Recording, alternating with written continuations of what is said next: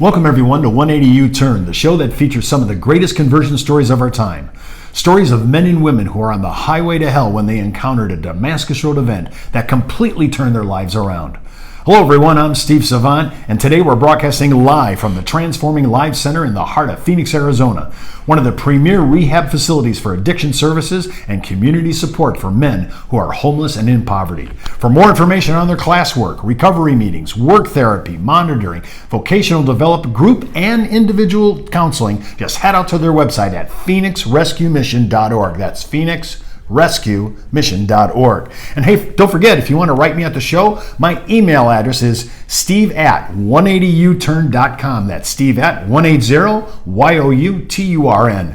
Today we're day 2 in the story with Steve Boho. Steve, what a story so far. I mean, and I think people that are listening to this story, especially if they had any kind of background like you and I have had, the loss of a father early in our lives, all those things matter. And I think they compounded our drinking problems, the dope use, all the things we were into. And so I don't want to put blame, but I just want to say there's a causality effect here. Now, when we're going to pick up your story, you said, as you got older, usually it depends upon, you try to get a hold of your life. But it's either I'm going to try to get a hold of my life, or all of a sudden my dope usage gets ramped up. Was that the same for you? Oh yeah, my dope rampage ramped up along with my drinking. It all ramped up. I went from weekend warrior to during the week to, you name it, man. I was usually around it. Cocaine was your use issue, but it wasn't the issue. No. Right? I mean, I just want to make sure people get this. You used cocaine and it became your issue, but that wasn't the thing that was supporting it. There's something underneath the psycho issues. And yeah, exactly. I know, I having rejection issues from early on in life and wanting to be accepted. I can get out of myself. I can numb that pain. I can make that pain go away by being under influence of a substance. But again, that's only going to last so long. So you have to keep medicating that if that's unfortunately the route I went. Well, the big route is, hey, I'm doing cocaine and it's not cheap. Exactly. So there's an issue right away. Can my normal job, sustain my normal domestic expenses, and on top of that, my illegal pharmaceutical use? No, it couldn't. No, it can't. So all of a sudden, when this starts going on, and it's funny how we always gravitate, birds of a feather gravitate together, right? And I love this line in 1 Corinthians. It talks, how it talks about it. It says, "Bad company corrupts good morals." Everybody says that, and then when you get out in the world, you go, "Oh, guess what? That was one of the proverbs that I actually believe in," right? But when you got into it, you hung out with the wrong people, and oh my gosh, now you're doing robbery to subsidize whatever you're doing at work, because it isn't cutting it, to pay for your cocaine habit. Talk a little bit about that charge first. Yeah, well, first of all, I would work, and then right around that time, I was laid off from work, and so in order to I couldn't sustain my job and the cocaine because of the financial wise, so I got with some people that I was getting it from, and finding ways that we can get money to do that, and of course it became illegally, ways of doing it, robbing stores, check cashing places, whatever that looked like. We were merchandise that we could resell. So I got in with guys that could do that. I had a vehicle at the time, so I was a good candidate to be able to move around a lot. We did do a robbery where I was arrested, and I was convicted of armed robbery and sent to Arizona State Prison for 5 years. Okay, so you weaponized your crimes. Exactly. You're carrying a piece. Okay, so you went down to the Lewis facilities, right? Correct. I was at Lewis. And 5 years. And what level of security were you at? I went to Lewis for my first couple years. I was at a medium security. I was on the yard, as they call it, with guys that were doing life. A very frightening situation, I found myself in right away. I eventually went down to a minimum yard to finish my last 3 years, but it was, I was scared, very scared. And now, it's funny, we're already influenced to no dad in our life, we're doing drugs, or just got arrested for armed robbery, stuck a gun in somebody's face or whatever, and now we're in a medium yard with guys that are doing life. They should have been probably in a max yard, right? I mean, and that influences young people when they come in here, big time. Yes. It just sets them. If they didn't think about criminality as a vocation, they're going to think about it now. Yeah, and how quickly it spiraled out of control once I got into using cocaine. The insanity of it, that people see me and I can't see you, with a gun in your hand or doing anything like that, being a getaway driver, whatever part I played in that. But it just shows how the insanity and how out of my mind I was. In any time when you were down in there, did you ever consider going to chapel? I did go to chapel. How was it? Was it I liked it for you or not? Yeah, there was a group of guys that would go. I honestly, at first, it was a time just to get away and do something different. Hey, this is not me sitting around in my cell. It gets me out of my cell. But being in there, I did see the guys opening up a little bit more. I've always believed in Jesus Christ, but I didn't always follow him, obviously. So it was anything I could get to the positive would be good. I did like it. They had some really good ministries come in. But again, in there, it's more being about a tough guy, being macho, not showing any weakness or vulnerability. Where in our faith, to become strong, I must become weak first. I must become vulnerable, and so I had to put up some fronts in there. But I enjoyed it when I was there. I only did it for a short time, and then other things you didn't. I read your story, and when I was reading your story, I kind of came to my conclusion. It could be erroneous, by the way. I don't know if it's true or not. But you don't strike me as the armed robbery type guy. Right. I've been in 1,600 chapels, 500 one-on-one counseling sessions, tank orders.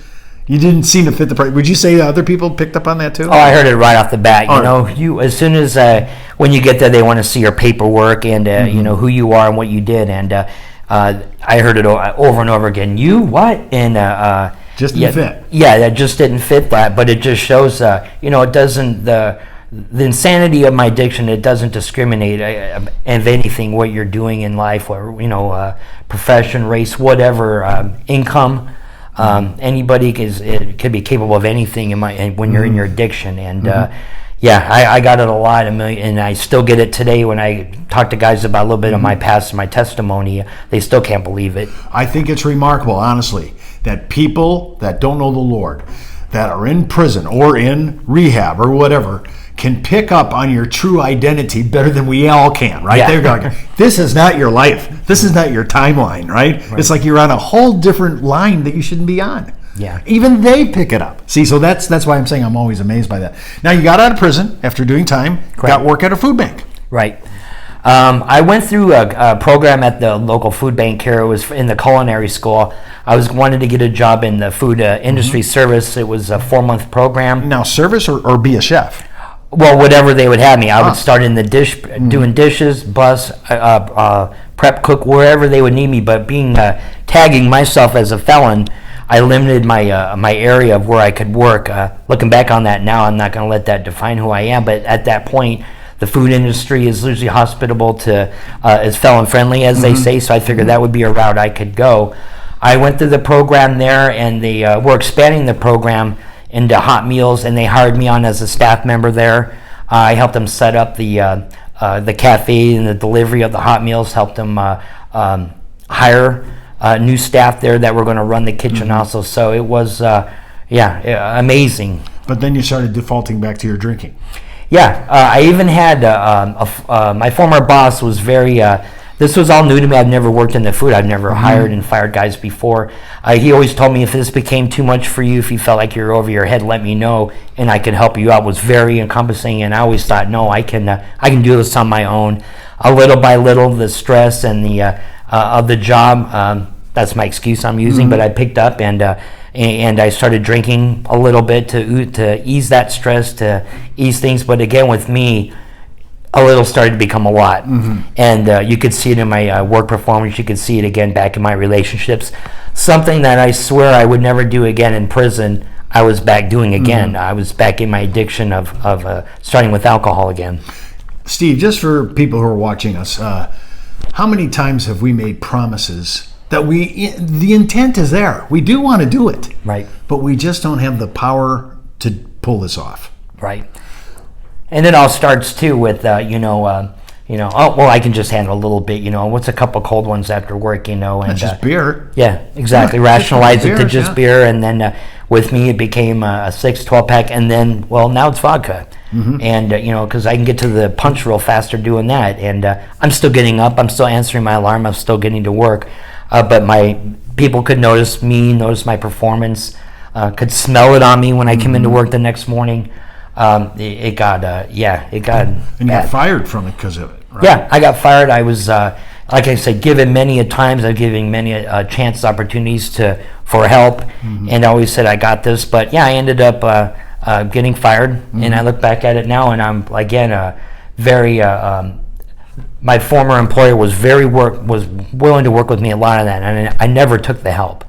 Yeah, I'm a little surprised just because you seem like of course that's who I'm dealing with now, the new person, right? But sometimes I just understand we don't take help. People are actually giving their hand. First of all, they hired a former felon who has a weapon charge, Right. And a lot of guys won't hire guys coming out of prison that have weapons in their resume. So I'm happy for the guy who did this because I thought he was giving you a break. Yeah, I mean, this was going to be getting a break like that. This was going to be my career for the rest of my life. I was put in a great position. God put me in a great position to do this, and with my background, this could be my launching pad to get a house, to be successful. To be able to support myself. And maybe a gal. Yeah, exactly. Yeah. Down the road. But again, I fell back on what I knew on how to ease my pain and my stress, and that was drinking. And I really that really hit me hard when I was fired. I was there for almost 5 years, and the day that came, I felt myself turning white. I felt myself numb. When I went out to my car to leave the property, I knew it was coming, and I said to myself, "You knew this was coming, and now it's happened." And I really did not know what I was going to do. And now the drug addictions, the alcohol now is affecting all my dependency relationships with women, right? It's just compounding everything, right? Right. And you feel like you're a loser. You feel like you're never going to get better. There's no light at the end of the tunnel. You've dug a pit so deep you can't get out. Yeah, and looking back on it now, God gave me all these things. As soon as I got out of prison, I would be able to get a great job with the potential for a career. I was starting a relationship with a woman that was Christian. Like I said, my finances, being able to get back into a car and drive again, just everything. And looking back on it now, he gave it to me too soon. I didn't appreciate it. Probably I was putting myself above everything. Being very selfish in my. I put my profession and those things above relationships. And Steve, why do you think it takes so long for us to figure that out? Yeah. It's like, hey man, nobody wants a self-indictment about how selfish they are, right? And nobody likes that. I think, I started to look into that when I thought I'd hit bottom in prison. I was hoping I hit bottom in prison, that I was completely broken, but obviously I wasn't. After I was let go from my job and I didn't know what I was going to do, I was frightened. I just thought my life was going to be over. I'd go back to working maybe at a car wash or something.